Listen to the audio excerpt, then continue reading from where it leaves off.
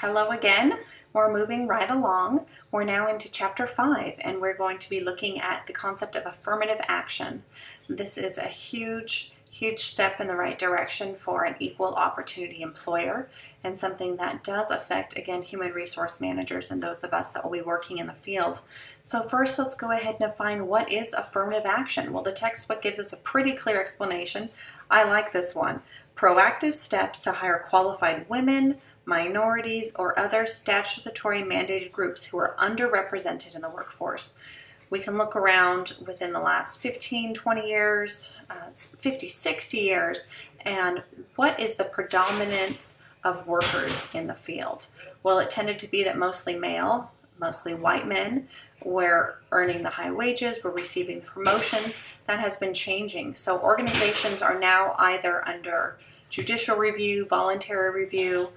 They are being ordered or deciding to, in a proactive sense, go ahead and start taking steps to ensure a more equal workforce, a more diverse workforce, looking again at the qualified individual, not necessarily keeping with the status quo. So if we've always hired men in their 30s, they're strong, they're young, and they can do it, but we have a different underrepresented group that is not having the opportunities that we are giving to these other races, other genders, then we need to be focusing on the concept of affirmative action. So there are some specific tasks that an employer can use. The textbook outlines expand outreach, recruitment to new groups. If we think about it, if you've ever been involved in marketing, public research, recruiting of individuals, you usually have your go-to processes, your set ways of recruiting for an organization, whether it's going to a college, it's recruiting from a feeder organization. Are there other ways that we can be looking for potential employees outside of the normal that might increase our opportunities, our applicants in more underrepresented groups? Mentoring, management training, hiring training. There are some statistics that they say in here. If you're looking at your slides, I think it's slide 6 on employment research findings, that women and minorities still lag behind when it comes to promotions, pay grades, other opportunities. Certainly making a tremendous impact, but it hasn't really leveled out in the marketplace. And it takes time. It really takes time.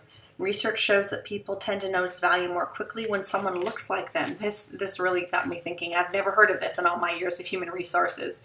But think about it. Maybe it's something that you're aware of.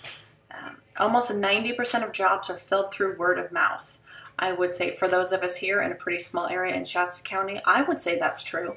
I've worked for several organizations in human resources, been a part of the hiring process hundreds of times over, and it is usually a small applicant pool for people that they know someone from a previous employer, they went to school with them, they're a neighbor, best friend, and they're looking for an opportunity. So when we're recruiting, when we're marketing, we want to keep that whole picture in mind.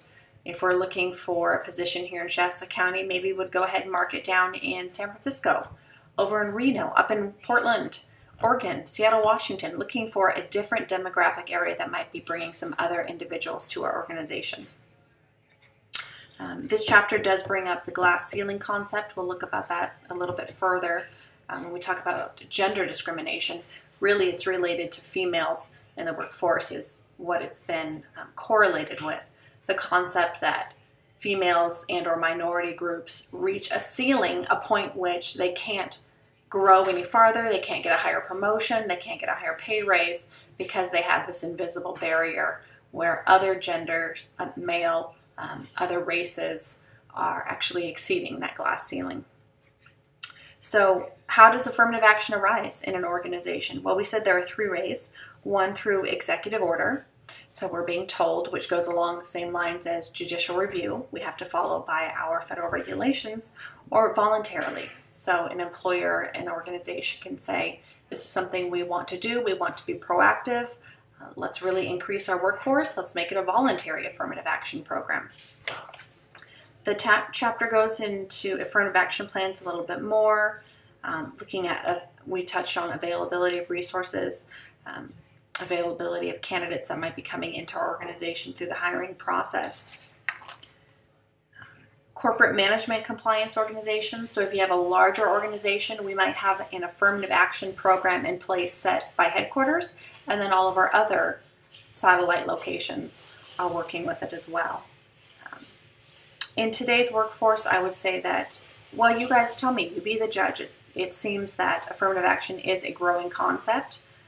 Is it something that you see at your own organizations? That might be your burning question for this week. I just don't know. And the concept of reverse discrimination comes up as well.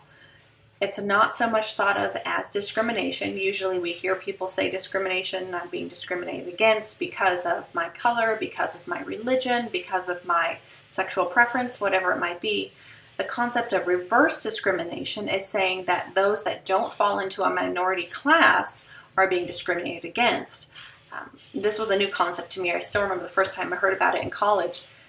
That there's a case study we did of a white male that said he had received reverse discrimination because the company was so focused on hiring a minority into their organization, making sure that they hit their quota, which of course we're not supposed to have quotas, that this young white male felt that he had reversely been discriminated against. He did not have an opportunity to enter the firm because the interview panel had already decided they were looking for someone that met those qualifications. So the concept of affirmative action, make sure that you're doing your burning question, your 3 questions at the end of the chapter and uploading those on Moodle, as well as your weekly quiz, and we're moving along. Keep in touch. You guys are doing great.